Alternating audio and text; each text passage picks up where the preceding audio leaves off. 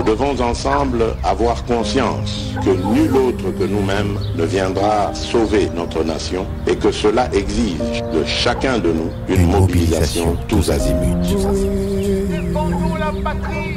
Peuple congolais, il est temps de nous lever, de nous serrer les coudes et d'agir pour défendre notre patrie, notre intégrité territoriale et l'intangibilité de nos frontières. La République démocratique du Congo est victime d'une nouvelle agression rwandaise et des actes criminels et terroristes du M23. Ils ont juré de compromettre l'élan de notre progrès, nous diviser et perpétuer le pillage de nos ressources naturelles. Le sang a trop coulé, de vies sont fauchées, notre faune, patrimoine mondial, est détruite. La situation humanitaire est alarmante. Nous avons un devoir sacré de résistance patriotique et populaire. Pour cette cause nationale, mobilisons-nous. Au-delà de tout clivage, y compris politique, agissons contre l'ennemi de la paix, notre cible commune. Restons vigilants. Disons non à la stigmatisation et à tout acte de violence. Exprimons toute notre solidarité aux compatriotes victimes de cette agression. Mobilisons-nous, apportant un soutien total et indéfectible à nos vaillants FARDC et à nos institutions pour rétablir la paix et la sécurité. Ensemble, défendons la patrie et gagnons cette guerre insensée du M23, appuyée par l'armée rwandaise. Battez-la écolo, Bendele Koyate.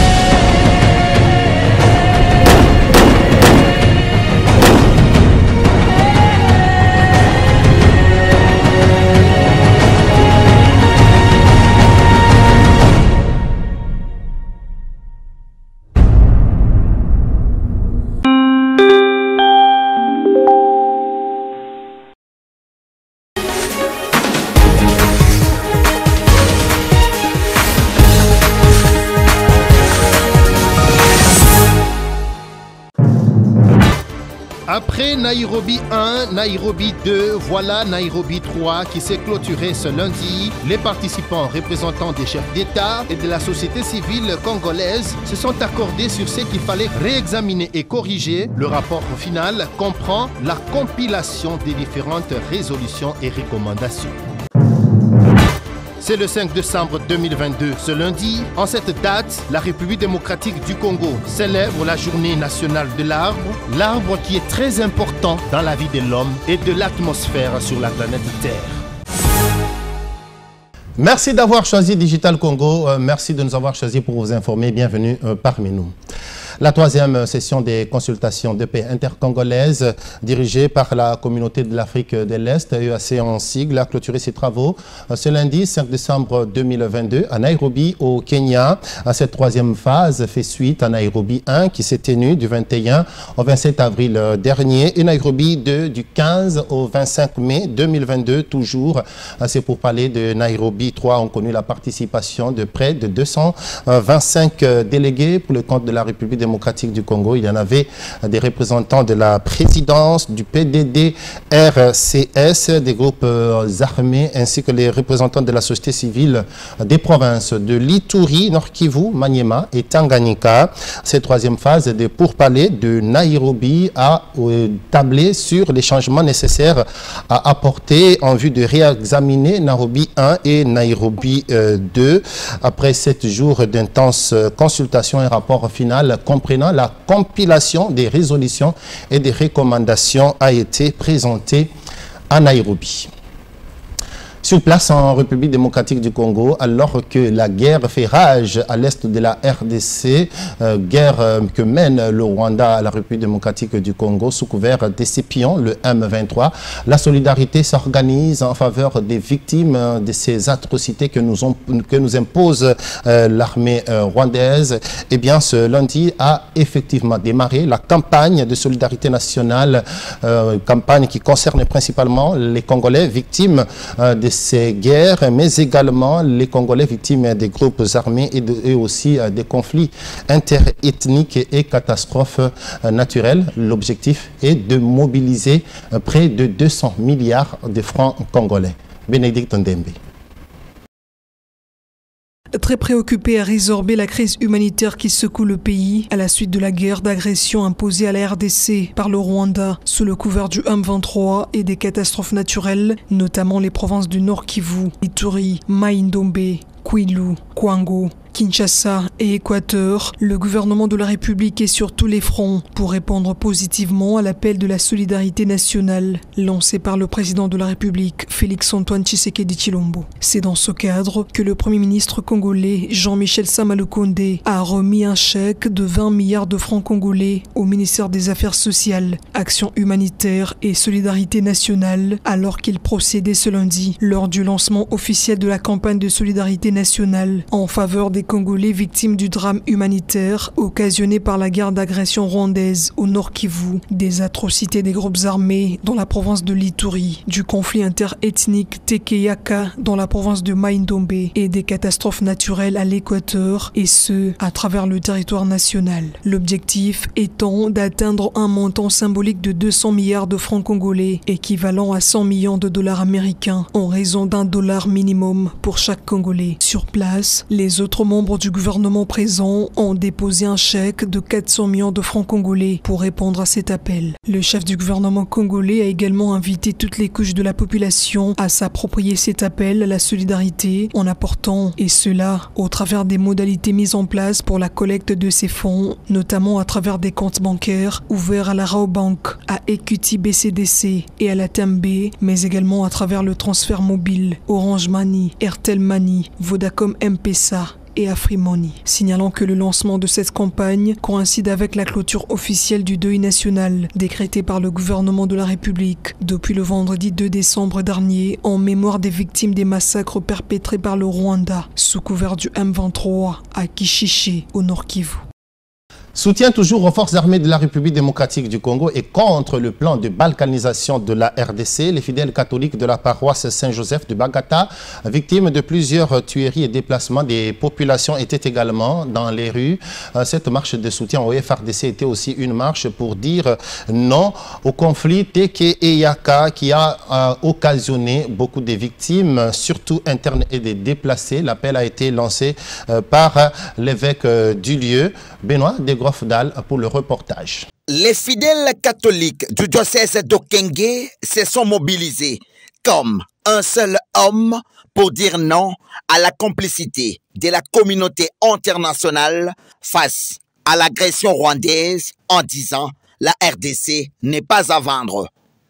À la paroisse Saint-Joseph de Bagata, victime de plusieurs tueries suite au conflit Tekeyaka et de plusieurs déplacés, commencent leur marche au camp infirmier de la cité de Bagata jusqu'au bureau du bourgmestre où ils déposent leur mémorandum tout en appelant les autorités à vite trouver la solution sur cette situation que cette contrée n'a jamais connue. La RDC restera une et indivisible. Nous soutenons nos frères RDC dans leur lutte pour la défense de l'intégrité territoriale de la RDC. Sur la nationale numéro 1, d'abord, à la paroisse Sainte-Cécile du Pont-Kwango, les chrétiens de cette paroisse disent non à la guerre et oui à l'unité nationale et à la paix durable en RDC à travers cette marche conduite par le curé du doyenné de Lonzo, abbé Liévin Banga. Même marche de colère à la paroisse Sainte-Thérèse de l'Enfant Jésus de Massamouna où les curés abbé Gracien Lufalanka et tous ces chrétiens disent la RDC ne sera jamais à vendre. L'heure est grave, la RDC est en danger, tous les Congolais doivent être donc unis. Notez que toutes ces marches prouvent à suffisance comment le diocèse d'Okenge, sous l'impulsion des Monseigneurs Jean-Pierre Kwambamba, s'est impliqué par rapport au message des pères évêques de la Senko.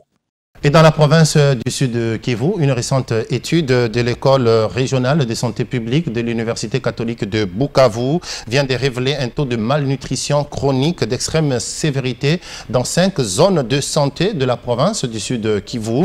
Eh bien, le résultat de cette enquête a été présenté au cours d'une conférence qui a été organisée à Bukavu.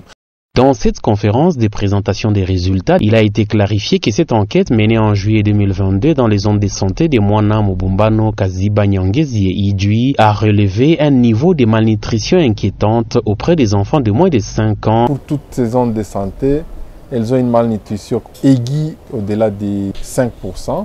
Et pour la malnutrition chronique, toutes ces zones de santé sont au-delà de 50%. Kaziba en tête avec 62%. Pour la coopération suisse qui a financé le projet, cette situation est inquiétante et appelle à une convergence d'efforts pour préserver le bon développement des milliers d'enfants. Nous voyons que c'est une problématique de développement. Nous parlons ici d'une malnutrition chronique. Donc, ce n'est pas seulement lié à des situations conjoncturelles, mais c'est aussi lié à des situations structurelles de ce pays. Et il faut prendre toutes les mesures, tous les acteurs qui sont actifs sur ce thème, lier les forces. Et nous appelons à un engagement encore élevé dans la lutte contre la malnutrition. Dans cette conférence lancée par la Division provinciale de la santé, plusieurs présentations sous forme de bilan des études en province sur la malnutrition ont été faites, suivies d'une projection d'un documentaire réalisé par Baki 20, ce qui a ouvert le débat. Devant les conséquences expliquées par les experts, notamment à la mortalité élevée des enfants et leur invalidité, un début d'appropriation est manifeste chez les élus. Comme nous sommes en session budgétaire d'ailleurs, c'est quelque chose qu'on doit présenter à l'hémicycle, de dire qu'on doit incorporer quelque chose dans ce sens. C'est un plaidoyer que nous allons faire. Nous avons suscité la discussion et nous pensons qu'une feuille de route sera issue des discussions, des échanges d'aujourd'hui, parce que nous voulons que tout le monde s'approprie ces problèmes de malnutrition, parce que les chiffres sont vraiment alarmants. Signalons que l'étude a été faite sur un échantillon variant entre 600 à 900 enfants par zone de santé, avec la méthode SMART validée par l'OMS. En sa double casquette de président, en exercice de l'Union des conseils des chargeurs africains, UCCA en sigle, et directeur général de l'Office de gestion de fret multimodal OGFREM en sigle, William Kazumba séjourne à Douala au Cameroun, siège de cette institution sous-régionale. Le directeur général de l'OGFREM est allé sur le terrain pour d'intenses activités liées au renforcement des mécanismes opérationnels de l'UCCA, précisément dans sa mission de canaliser les actions de 19 conseils des chargeurs sous sa tutelle. Bobo Mungongo, pour de plus amples explications.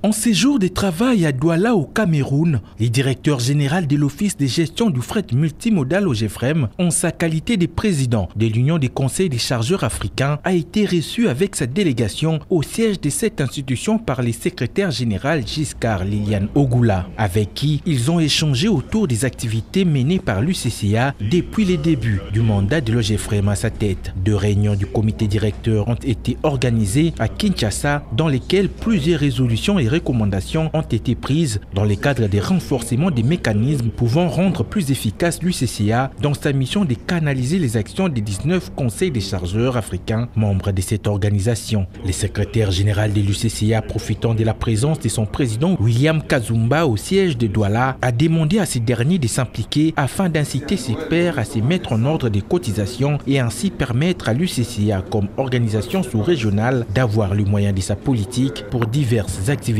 prévues dans son calendrier opérationnel. Avec toute sa délégation, le DG de l'OGFREM et président de l'Union des conseils des chargeurs africains, William Kazumba, a visité 2 réalisations du Conseil national des chargeurs du Cameroun, notamment les musées maritimes de Douala et les centres de vie CNCC de la Dibamba à la sortie est de Douala, ville portuaire et capitale économique du Cameroun. Une visite riche en découvertes au terme de laquelle le directeur général de l'OGFREM a mentionné que la voie maritime reste et garde sa valeur des l'une des voies de transport les plus fiables dans les secteurs du commerce extérieur. Soucieuse de la protection de l'environnement, la République démocratique du Congo a retenu la date du 5 décembre, ce lundi, comme journée nationale de l'arbre. Et en cette journée, le thème retenu par la RDC est « Notre planète a besoin de nous » et pour la sauver, plantons des arbres. Un papier de Sephora Mazwaviki. L'arbre est très important dans la vie de l'homme. La République démocratique du Congo le reconnaît. Voilà pourquoi une journée spéciale a été consacrée à l'arbre, producteur de l'air et très important dans la régulation de la vie dans l'atmosphère. Pour cette année 2022, la RDC a choisi de réfléchir autour du thème « Notre planète a besoin de nous ». Pour la sauver, plantons des arbres. Mais d'après le constat, c'est le contraire qui se produit plutôt au pays de Félix Tshisekedi, qui fait face à un sérieux problème de déboisement. Un plan de reboisement avait déjà été lancé, mais demeure insuffisant. Les environnementalistes lancent l'alerte. C'est un fait qui me dérange toujours. Le déboisement bat son plein à la place du reboisement. Comment? Aujourd'hui, dans la ville de Kinshasa, on préfère planter les maisons. C'est comme ça que moi, je préfère le dire. On préfère planter les maisons à la place de planter les arbres. Vous allez constater que vous allez peut-être sillonner toute une avenue, comme récemment, je essayé de circuler dans un coin de la ville. Bon, j'ai même des photos avec moi. C'était désolant de constater que les arbres étaient à compter du doigt dans tout un quartier, chose qui n'est pas à encourager. Pourquoi? Parce que nous connaissons tous ce qui représente l'arbre pour nous. À la place de planter des arbres, ce sont des maisons d'habitation qui ne cessent de s'étendre. L'air conditionné, c'est a fortiori artificiel. Mais nous avons besoin du naturel qui est bien sûr notre ami l'arbre. Alors comme maman Ève l'avait dit, que la planète a besoin de nous, nous devions la sauver en plantant les arbres. Alors c'est un cri d'alarme que bien sûr c'est lancé au niveau local, c'est-à-dire dans notre pays, mais aussi au niveau aussi international. Alors que la planète Terre est sérieusement engagée dans la lutte contre le changement climatique, la préservation des arbres est un chantier qui nécessite beaucoup d'énergie et une synergie au niveau national. Après leur nomination à la tête de l'Office des voiries et drainage OVD en sigle, le président du conseil d'administration Tshipama Lunganga et Vena Bouroumé, directeur général adjoint de l'OVD, ont pris officiellement leurs fonctions. Les nouveaux dirigeants promettent de travailler pour doter la République démocratique du Congo des voiries modernes et améliorer les conditions du travail des agents et cadres de l'OVD. Blanchard Bayembe.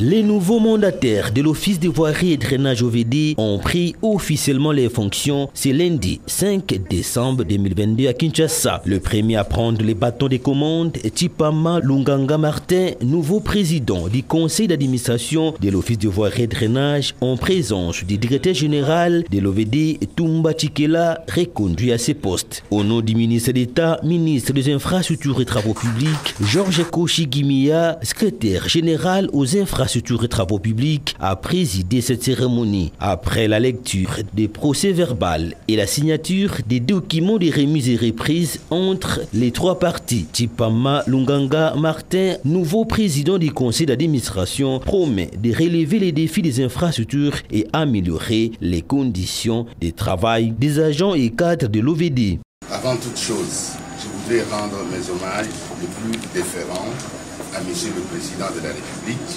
chef de l'État, son Excellence Félix Antoine Tshisekedi Tshilombo, pour m'avoir témoigné sa confiance en me confiant la charge de présider au destiné de l'Office des voiries et drainage. Pour moi, la meilleure façon de lui dire merci consiste à exercer mes fonctions de façon à mériter davantage de sa confiance et à rencontrer les préoccupations de la population. Les moments les plus attendus, l'échange des signataires, signe de passation de pouvoir entre la sortante Odette Maweleka et l'entrant Tshipama Lunganga Martin. Conseil d'administration terminé, cette fois à la direction générale, où le nouveau directeur général adjoint a pris ses fonctions. Même cérémonie de passation de pouvoir entre les sortants Pikomepu qui cède sa place à Vena Baroumé Mwingiroa, nouveau directeur général adjoint qui travaillera aux côtés de Toumba Chikela, directeur général de l'Office des voiries et drainage. Monseigneur José Moko, vice-président de la conférence épiscopale nationale du Congo, Senko, et évêque du diocèse de Kikwit, a procédé ce lundi à Kikwit à la clôture de l'année académique 2021-2022 et l'ouverture de l'année académique 2022-2023 à l'Université catholique du Grand Bandundu. Une toute première cérémonie de collation des grades académiques a été organisée. Benoît de Grofdal. 5 ans après, l'Université catholique du Grand Bandundu, UCGB, vient de lancer sur le marché d'emploi ses 50 premiers licenciés et gradués en théologie, sciences politiques et administratives, psychologie et droit. Tout a commencé par cette célébration eucharistique à la chapelle du grand séminaire interdiocésain Saint-Cyprien de Kikwit en présence des membres de famille, du corps académique et scientifique avant la cérémonie solennelle. Dans la salle du grand séminaire interdiocésain Saint-Cyprien, c'est la collation des grades académiques par le recteur de l'UCGB, professeur Abbé Chrysostome Tampo Maléa, qui salue les mérites de ces futurs cadres qui ont travaillé pour mériter aujourd'hui leur diplôme de fin de cycle. Vous êtes les premiers fruits de l'UCGB et c'est par ces fruits que cet arbre sera apprécié. Occasion pour Monseigneur José Moko Ekanga, évêque d'Idiofa, de procéder à l'ouverture de l'année académique 2022-2023. Ouverte l'année académique 2022-2023. Satisfaction des lauréats. Heureuse de finir à l'université catholique. Nous remercions le corps académique. Notez que, bien avant ce repas sacré et copieux, toute l'université catholique du Grand Bandundu a rendu un vibrant hommage à ces dignes fils qui ont beaucoup travaillé pour cette alma mater, à savoir la révérende sœur Mvula et l'abbé Jean-Robert Nzimbu du diocèse de Kenge, d'heureuse mémoire.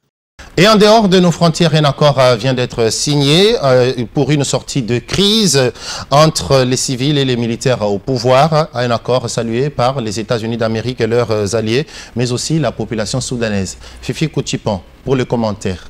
C'est certainement une voie de sortie de crise au Soudan. Après plusieurs tractations, un premier accord vient d'être signé entre les militaires et les civils. Question de mettre fin à une crise profonde qui sévit dans ce pays d'Afrique du Nord-Est depuis le putsch du 25 octobre 2021 mené par le général Bourhan qui a conduit à la destitution d'Omar el-Béchir et qui a fait dérailler une transition difficile vers un régime civil. L'accord a été signé par le général Bourhan, le commandant paramilitaire Mohamed Hamdan Daglo ainsi que plusieurs groupes civils dont les Forces pour la liberté et le changement. Ceci en présence du représentant de l'ONU et de celui de l'Union africaine. Il s'agit là d'un premier pas essentiel vers l'établissement d'un gouvernement dirigé par les civils et la définition des dispositions constitutionnelles pour guider le Soudan dans une période de transition aboutissant à des élections. L'accord a été salué par les USA et ses alliés. Notez que le dernier coup d'État au Soudan a plongé le pays dans une crise économique et ont suscité de multiples manifestations de colère de la population. Dans l'actualité internationale également, la guerre en Ukraine se poursuit. Il y a eu de nouvelles frappes russes sur Zaporizhzhia ayant occasionné 2 morts et plusieurs blessés avec comme conséquence aussi des coupures d'électricité. Pendant ce temps, l'Union européenne ne cesse de multiplier ses sanctions contre la Russie. La nouvelle mesure, c'est l'embargo sur le pétrole russe qui vient d'entrer en vigueur ce lundi. Les importations par voie maritime sont donc interdites. Voilà qui vient mettre un terme à cette édition de journal. Merci à vous de l'attention que vous avez bien voulu nous accorder et bonne suite de programme sur nos antennes.